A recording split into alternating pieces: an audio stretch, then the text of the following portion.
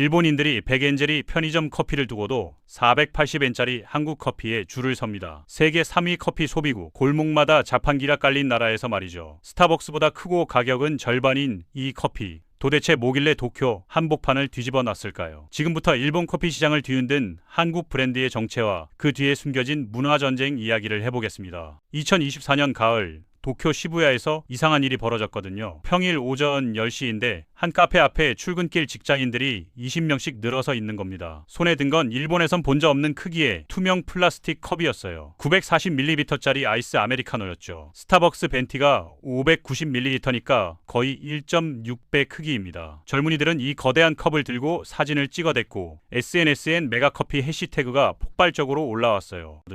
더 놀라운 건 가격이었습니다. 킹사이즈 아메리카노가 480엔, 우리 돈으로 4,300원 정도예요. 같은 용량으로 따지면 스타벅스 절반 수준이죠. 일본 언론들이 한국발 가성비 쇼크라며 난리를 쳤고 야후 재팬 실시간 검색어 1위까지 올랐습니다. 커피의 나라 일본에 정말 이런 커피가 없었던 걸까요? 역설적이게도 없었습니다. 정확히는 이런 방식의 커피가 없었던 거예요. 일본 커피 시장은 딱 세 가지로 나뉘거든요. 스타벅스나 블루보틀 같은 프리미엄 라인, 도토르나 코메다 같은 중저가 체인, 그리고 세븐일레븐이나 로손 같은 편의점 초저가 커피죠. 각자의 영역이 확실했고 경계를 넘는 시도는 거의 없었어요. 편의점 커피는 100엔에서 150엔 사이로 가성비는 최고지만 서서 마시거나 사무실로 가져가는 용도였습니다. 분위기고 뭐고 없죠. 도토르 같은 전통 체인은 220엔부터 시작하는데 여기는 앉아서 쉬는 공간이 핵심이거든요. 느긋하게 신문 보며 모닝 세트 먹는 샐러리맨들의 아지트인 거죠. 테이크아웃 위주가 절대 아니에요. 그 사이에 공백이 있었던 겁니다. 빠르게 들고 나가면서도 인스타에 올릴 만큼 특별하고 가격도 착한 대용량 커피. 한국에선 너무 당연한 이 조합이 일본엔 존재하지 않았어요. 2020년대 들어서 원두값이 폭등하면서 편의점 커피도 가격을 올렸고 스타벅스 톨 사이즈는 400엔을 넘어섰죠. 일본 MZ세대는 커피값이 점심값보다 비싸다며 불만을 쏟아냈거든요. 바로 그때 한국 브랜드들이 쏟아져 들어왔습니다. 메가커피, 컴포즈 커피, 메머드 커피, 백다방까지요. 2023년 한 해에만 10개가 넘는 한국 커피 브랜드가 일본 1호점을 열었어요. 그 중에서도 선두주자가 메가커피였죠. 2023년 7월에 메가커피 1호점이 도쿄 신주쿠에 문을 열었거든요. 오픈 첫날 무료 시음 이벤트에 300명이 몰렸습니다. 일본 언론들은 한국 드라마 속 그 커피가 왔다며 대서특필했어요. 메가커피의 전략은 단순했죠. 미친 사이즈, 미친 가격, 한국 감성 이 세 가지였습니다. 메뉴판을 보면 충격적이에요. 아메리카노 레귤러가 473ml에 380엔, 킹 사이즈는 940ml에 480엔이거든요. 바닐라 라떼 킹은 580원이고요. 스타벅스랑 비교해보면 답이 나옵니다. 스타벅스 벤티 아메리카노는 590ml에 550엔인데 메가커피 아메리카노는 940ml에 480엔이에요. 양은 1.6배, 6배인데 가격은 오히려 70엔 싸죠. 일본 소비자들한테는 말도 안 되는 가격표였던 겁니다. 트위터에 사기 아니냐, 원두를 뭘 쓰길래 한국은 이게 당연한 거냐? 이런 반응이 쏟아졌거든요. 그런데 정작 마신 사람들 반응은 달랐어요. 생각보다 맛있다, 싱겁긴 한데 여름엔 이게 낫다, 회사 책상에 하루 종일 놓고 마시기 딱 좋다, 이런 식이었죠. 특히 20대에서 30대 여성들 사이에서 바에루 아이템으로 입소문을 탔습니다. 바에루는 사진발 난다는 뜻의 일본 신조어예요. 한국 드라마 사내 맞선이나 재벌집 막내 아들 속 주인공들이 들고 다니던 바로 그 투명한 플라스틱 컵이었거든요. 일본 젊은이들한테는 한국 주인공처럼 사는 기분을 주는 소품이 된 거죠. 일본 커피 시장이 연간 2조엔, 우리 돈으로 18조 원 규모거든요. 그 중에 테이크아웃 커피 시장이 약 30%인데 이 안에서 대용량 전문 브랜드는 전무했어요. 왜 그랬을까요? 첫 번째 이유는 문화적 관습입니다. 일본은 전통적으로 길거리 취식을 굉장히 꺼리거든요. 걸어가면서 먹고 마시는 건 에티켓 위반이라고 여겨졌죠. 전철 안에서 음료 마시는 것도 눈총받기 일쑤예요. 두 번째는 식사 세트 문화 때문입니다. 일본인들은 점심 정식이나 모닝 세트에 커피가 포함된 경우가 많아서 별도로 커피만 사들고 다닐 필요가 적었거든요.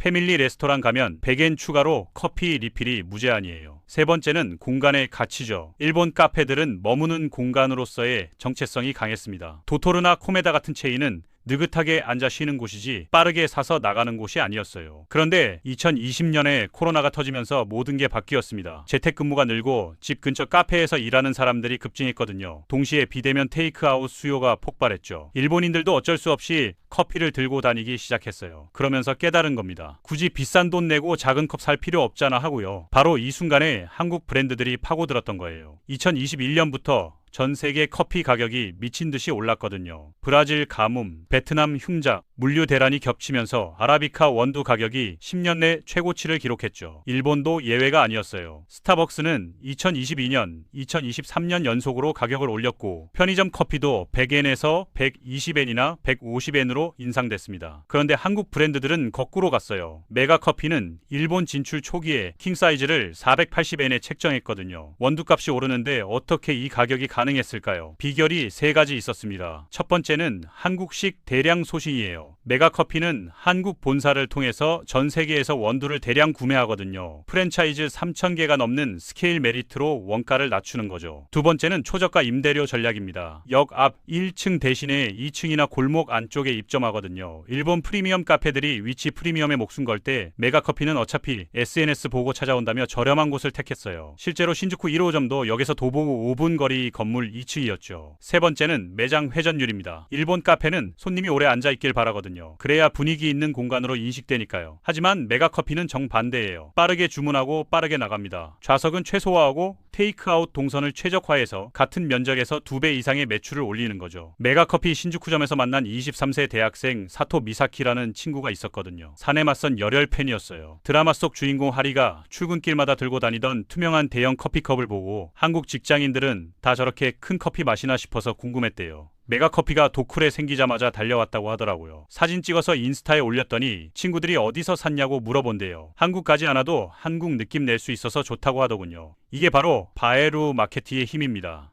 메가커피의 투명 컵, 얼음 가득한 비주얼, 그리고 무엇보다 한국스러움 그 자체가 바에로 포인트였던 거예요. 4차 한류의 특징이 드라마 속 라이프스타일 소비거든요. 1차가 드라마였고 2차가 K-팝, 3차가 영화랑 웹툰이었다면 4차는 한국인들이 실제로 먹고 입고 쓰는 것을 소비하는 단계입니다. 일본 MZ세대는 한국 드라마 보면서 생각했던 거죠. 왜 한국 사람들은 겨울에도 아이스 아메리카노를 마실까? 왜 저렇게 큰 컵을 들고 다닐까? 왜 카페가 아니라 테이크아웃을 선호할까 하고요. 그리고 답을 찾았어요. 멋있으니까. 이게 답이었던 겁니다. 하지만 메가커피가 승승장구하던 2024년 초에 일본 SNS에서 이상한 비판이 올라왔거든요. 이거 커피 아니라 보리차 아니냐는 거예요. 일본인 고객들 사이에서 한국 커피는 너무 싱겁다는 불만이 터져 나온 겁니다. 특히 40대에서 50대 중장년층의 반발이 거셌어요. 왜 이런 일이 벌어졌을까요? 일본과 한국의 커피 취향이 정반대거든요. 일본은 전통적으로 진한 드립 커피 문화권입니다. 손으로 일일이 내리는 핸드 드립, 사이펄 추출, 에스프레소 베이스의 진한 커피를 선호하죠. 설탕이랑 크림 안 넣고도 쓴맛 자체를 즐기거든요. 캔커피조차 블랙 무가당이 베스트셀러예요. 반면에 한국은 연한 아메리카노 문화입니다. 에스프레소에 물을 많이 타서 부드럽게 마시거든요. 얼음 가득 넣고 빨대로 후루룩 마시는 거죠. 쓴맛보다는 목 넘김이랑 카페인 섭취가 목적이에요. 메가커피는 한국식 레시피 그대로 일본에 들여왔는데 문제는 일본인 입맛엔 너무 연하다는 거였어요. 일본 리뷰 사이트엔 이런 댓글들이 달렸습니다. 물맛이다. 한국 사람들은 이걸 커피라고 마시나? 가성비는 좋은데 맛은 편의점만 못하다. 사진용으로는 좋지만 2번은 안 살 것 같다. 이런 식이었거든요. 메가커피는 재빨리 대응했어요. 2024년 여름에 저펜 스페셜 블렌드를 출시한 겁니다. 기존보다 원두를 30% 더 넣고 로스팅을 강하게 해서 진한 맛을 냈거든요.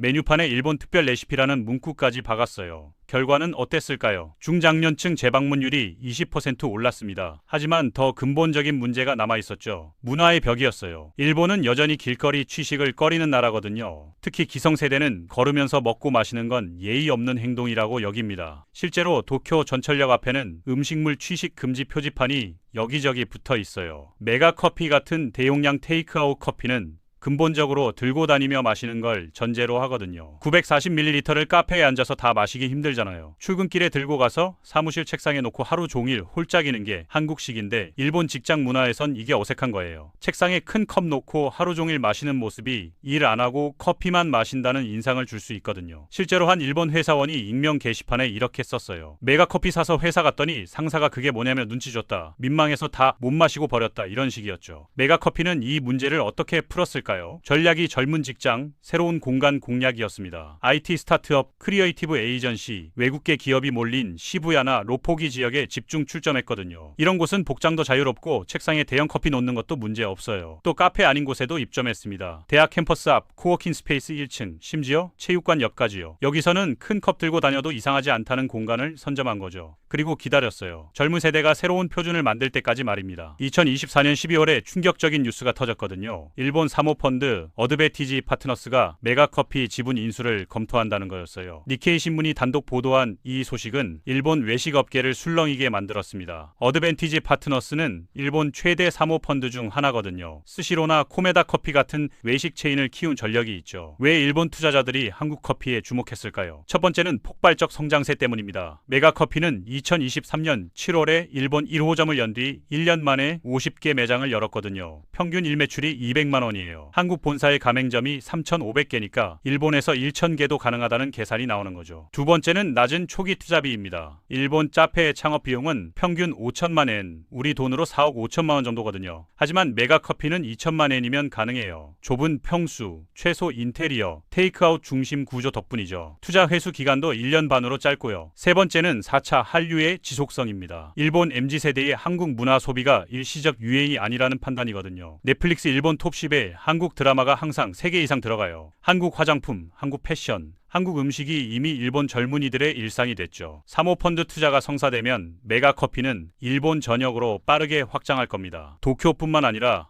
오사카, 후쿠오카, 삿포로까지요. 그렇게 되면 한국 저가 커피는 더 이상 신기한 외국 브랜드가 아니라 일본 커피 시장의 새로운 표준이 되는 거예요. 2025년 2월 현재 메가커피 일본 매장은 80개를 넘어섰습니다. 컴포즈 커피랑 메머드 커피도 속속 일본 진출을 선언했고요. 한국 저가 커피 브랜드들의 일본 침공은 이제 시작 단계예요. 그렇다면 이들은 성공할 수 있을까요? 아니면 1년에서 2년 반짝하고 사라질까요? 성공 시나리오부터 보겠습니다. 2030년이 되면 일본 소비 시장의 중심축이 완전히 MZ세대로 넘어가거든요. 이들은 한국 문화에 익숙하고 길거리 취식에도 거부감이 적어요. 대용량 테이크아웃이 이상한 것에서 당연한 것으로 바뀌는 거죠. 도토르나 타리즈 같은 기존 브랜드들도 대용량 메뉴를 출시하고 가격을 낮출 겁니다. 그러면 한국 브랜드는 선점 효과로 시장을 장악하게 되는 거예요. 진한 맛 선호나 에티켓 문제 같은 걸 극복하고 일본식 한국 커피라는 새로운 카테고리를 만드는 거죠. 마치 일본식 라멘이 중국 라멘과 다른 것처럼 말입니다. 실패 시나리오도 만만찮아요. 기성세대가 예의 없다며 계속 비판하고 회사에서 눈치 주면 결국 젊은이들도 큰 컵 들고 다니길 꺼리게 될 수 있거든요. 일본인 입맛에 맞추려다 정체성을 잃거나 정체성을 고집하다 외면당할 수도 있죠. 줄타기에 실패하면 그냥 싼 커피로 전락하는 겁니다. 세븐일레븐이나 로손 같은 편의점 체인, 스타벅스 같은 대기업이 대용량 저가 라인을 내놓으면 어떻게 될까요? 브랜드 파워랑 유통망에서 밀릴 수밖에 없어요. 결국 이 이야기는 단순한 커피 장사 이야기가 아니거든요. 문화와 문화의 충돌, 세대와 세대의 교체, 그리고 소비 패턴의 대변혁에 관한 이야기입니다. 메가커피로 대표되는 한국 저가 커피의 일본 성공 여부는 3가지 질문에 대한 답이 될 거예요. 첫 번째, 일본 젊은이들이 한국식 라이프 스타일을 얼마나 받아들일까요? 단순히 드라마 보고 K-팝 듣는 걸 넘어서 한국인처럼 살고 싶어 하는지가 관건이거든요. 길거리에서 대형 커피 들고 다니고 얼음 가득한